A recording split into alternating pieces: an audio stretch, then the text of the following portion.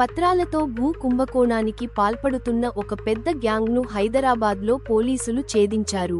రచకొండ పోలీసుల special operations team మరియు కీసరా పోలీసులు సంయుక్తంగా ఆగస్టు 27, 2025న ఈ గ్యాంగ్లోని 8 మందిని అరెస్టు చేశారు.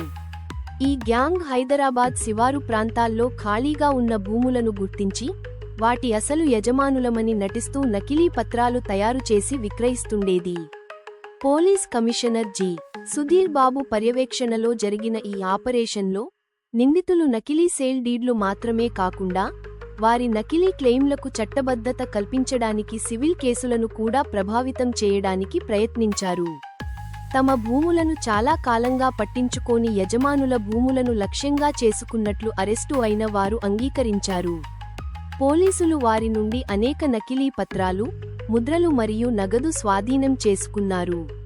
ఈ గ్యాంగ్లోని మిగిలిన సభ్యుల కోసం పోలీసులు గాలింపు చర్యలు కొనసాగిస్తున్నారు. బాధితులకు న్యాయం జరిగేలా పూర్తి స్థాయి విచారణ కొనసాగుతుంది.